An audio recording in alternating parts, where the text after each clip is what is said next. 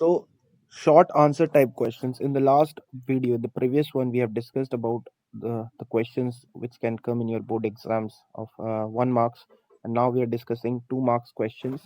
So, let's begin. What are the final product after digestion of carbohydrates and proteins? What happens means what product we get after digestion of carbohydrates and protein. So, the final product produced after digestion of carbohydrates is glucose. Okay, when you are digesting carbohydrate, it produce glucose, and protein is produce amino acids. Okay, what is saliva? State its role in digestion of food. What is saliva? Saliva is a watery fluid secreted by the salivary gland in our mouth, जिसको हम लोग थूक भी बोल सकते हैं. ठीक है, so उसमें the digestive function of saliva includes moistening food and help to create a food bolus so it can be swallowed easily. तो हम लोग खाना जो खाते हैं उसको निगलने में इजी होता है. ठीक है, तो इसमें क्या होता है ना कि एंजाइम्स होता है अमाइलेज जो कि ब्रेक्स करता है. क्या ब्रेक करता है? Break some starch down into maltose और डेक्सट्रीन. ठीक है, so let's move to the next question. Explain the process of nutrition in amoeba. ये बहुत ही ज्यादा इंपॉर्टेंट क्वेश्चन है बिकॉज दिस क्वेश्चन जो है बहुत बार आया है बोर्ड एग्जाम में.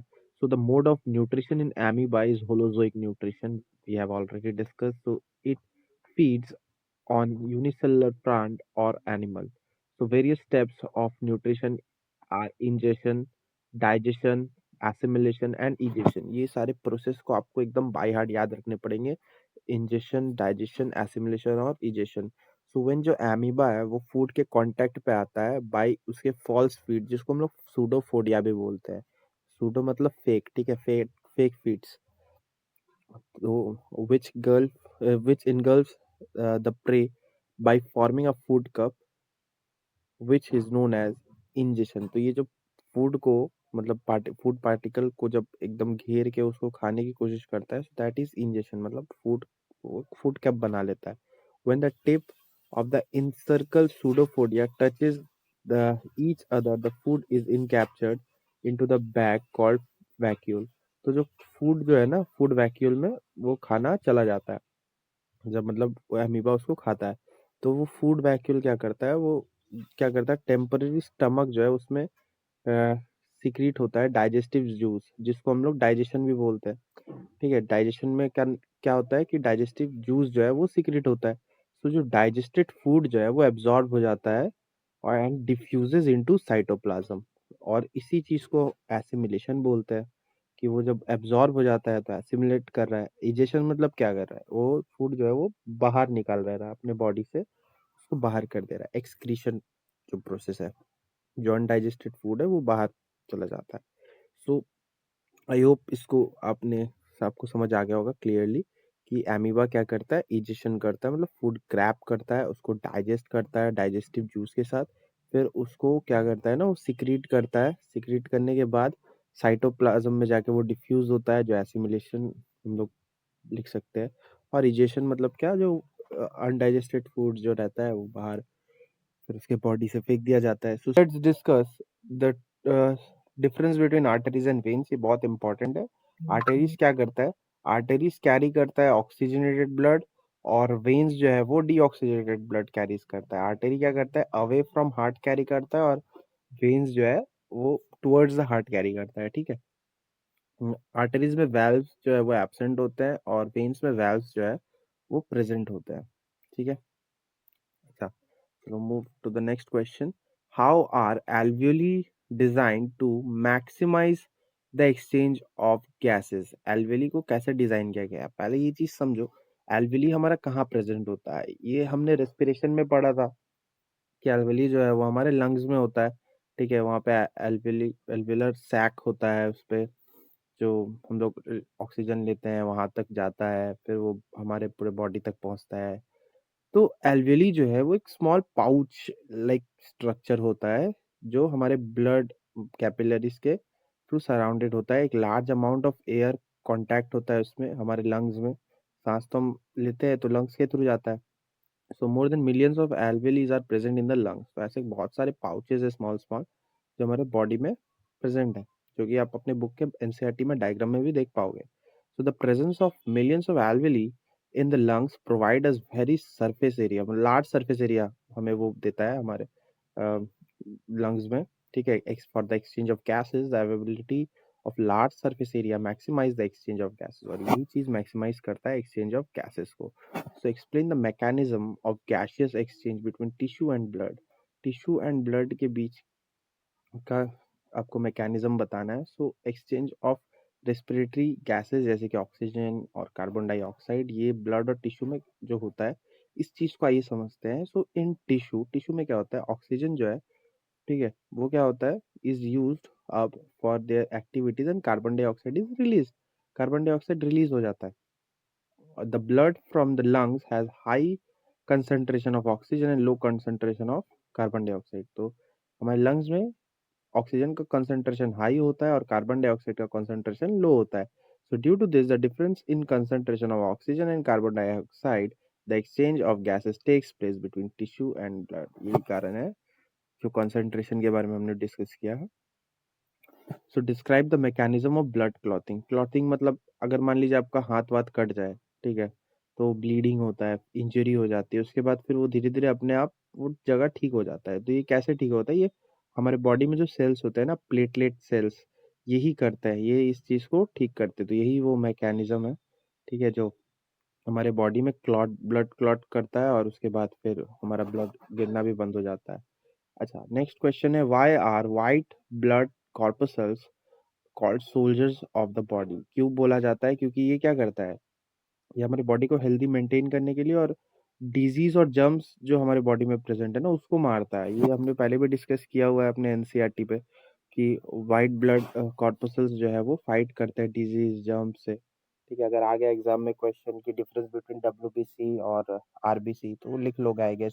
सो which part of the human heart is considered as pacemaker. हमारे ह्यूमन हार्ट में कौन सा part pacemaker as consider किया जाता है, इसको क्यों ऐसा बोला जाता है. तो आइए पढ़ते हैं. The sinoatrial node of the human heart is considered as pacemaker. ठीक है, साइनोआर्ट्रियल node is also called a pacemaker because it determines the rate of heartbeat. क्योंकि ये हार्टबीट का रेट को डिटरमाइन करता है. ठीक है, determine the rate of discharge of cardiac impulses. तो ये कार्डियक इम्पल्सेस को भी, उसके भी रेट को, डिस्चार्ज रेट ऑफ डिस्चार्ज को भी क्या करता है, डिटरमाइन करता है. ठीक है, so let's move to the next question. Which enzymes initiates the digestion of protein. Name the other enzymes produced by the same gland. तो एंजाइम्स जो है वो gastric pepsin initiates the digestion of protein. तो digestion of protein कौन करता है, gastric pepsin. ठीक है, सो द अदर एंजाइम्स जो स्टमक में करते हैं वो है gastric lipase. Okay, name the first digestive organ that is associated with the breakdown of protein in human. What are the three releases? The first digestive organ in human is stomach. ठीक है, digestion के लिए सबसे important organ क्या है, हमारा पेट है भाई. और ये क्या रिलीज करता है, ये रिलीज करता है म्यूकस रिलीज करता है, एचसीएल रिलीज करता है, उसके बाद प्रोटियोलाइटिक एंजाइम्स रिलीज करता है. ये सब बेसिक चीज हमें पता है. Name the two excretory product that other than O2 and CO2 in plants. Plants में दो और भी एक्सक्रीटरी प्रोडक्ट्स है O2 और CO2 के अलावा, क्योंकि है रेजिन और गम्स. ठीक है, it is very easy question. Why do the walls of trachea not collapse when there is less air in it. तो वॉल्स ऑफ ट्रैकिया वो कोलैप्स क्यों नहीं करता है, क्यों, क्योंकि इस पे क्या है, rings of cartilages are present in trachea. Trachea में क्या है, रिंग्स ऑफ कार्टिलेजेस है.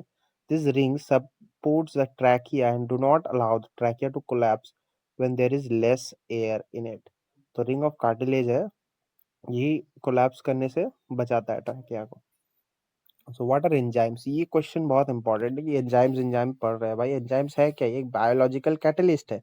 कैटलिस्ट मतलब कि catalyst are protein that increase the rate of chemical reaction. एक तरह का प्रोटीन होता है जो केमिकल रिएक्शन में का रेट को इंक्रीज करता है without being used up. For example amylase कैटलाइजेस the breakdown of starch. Amylase जो है वो यूज किया जाता है ब्रेकडाउन ऑफ स्टार्च के लिए into sugar in the mouth and small intestine. ठीक है, अब नेक्स्ट क्वेश्चन है कि right the balance chemical equation for the process of photosynthesis. ये क्वेश्चन भाई जब मैंने बोर्ड एग्जाम दिया था उस ईयर भी पूछा गया था ये क्वेश्चन, तो ये क्वेश्चन बहुत पुराना है और बहुत इम्पोर्टेंट भी है। तो फोटोसिंथेसिस में मतलब का ये जो बैलेंस इक्वेशन लिखना होगा, तो आपके स्क्रीन पे दिख रहा होगा 6CO2 प्लस 12H2O। सनलाइट जो है हम इस पे एनर्जी यूज करेंगे, उसके बाद क्या होगा, सिक्स C6H12 वो 6 बनेगा, प्लस 6H2O प्लस 6O2। ठीक है। अब next question, when do the desert plant take up carbon dioxide and perform photosynthesis. ये क्वेश्चन भी हमारे टाइम पे पूछा गया था, आई गेस ये उसी ईयर का क्वेश्चन है। सो डेजर्ट प्लांट जो है, desert plant open up their stomata during night. ये लोग रात में फोटोसिंथेसिस करते हैं। देखो स्टोमेटा जो है ना वो रात में इसका ओपन होता है, नाइट पे stomata remain close during the day, day में ये क्लोज रहता है जिससे कि वाटर लॉस ना हो बाय ट्रांसपिरेशन। ठीक है, तो इस तरह से ये लोग करते हैं अपना फोटोसिंथेसिस। अच्छा, why where why there is no mixing of deoxygenated and oxygenated blood in human heart normally। तो normally ये mix क्यों नहीं होता है? There is no mixing of oxygenated deoxygenated bloods in human heart due to the presence of interventricular septum। तो ये जो septa है, ये सेप्टा क्या करता है, ये डिवाइड करता है vertical into right and left. हम लोग देखे हैं ना कि right atrium right ventricle, left atrium left ventricle, तो वो डिवाइड करता है। जो सेप्टा है ये डिवाइड करता है ये सब चीजों को। अच्छा चलो next question, what are the walls of ventricles thicker? Why are the walls of ventricles are thicker than the auricles? Auricles से ventricles का जो walls है वो thicker क्यों है? तो walls of ventricles are thicker than auricles because ventricles have to pump the blood to all the parts of the body during the contraction. The counteract the backward pressure exerted by the blood, the walls of ventricles have to thicker, otherwise it may lead bursting of the heart। क्योंकि pressure create होता है ना हमारे heart पे, तो contraction हो रहा है, कॉन्ट्रैक्शन में अब प्रेशर हो रहा है, अब क्या होगा ना, थिकर अगर नहीं रहेगा तो क्या होगा, हार्ट जो है वो बर्स्ट आउट हो जाएगा, इसीलिए उसको थिकर होना जरूरी है। सोच लो भाई कितना खतरनाक हो सकता है। Why do herbivores have longer small intestine than carnivores. क्यों इनका जो हार्बीवोर्स है उनका लॉन्गर इंटेस्टाइन होता है, स्मॉल इंटेस्टाइन। तो digestion of cellulose takes place a long time, longer time लगता है digestion of cellulose. So hence herbivores eating grass, क्योंकि ये लोग ग्रास खाते हैं।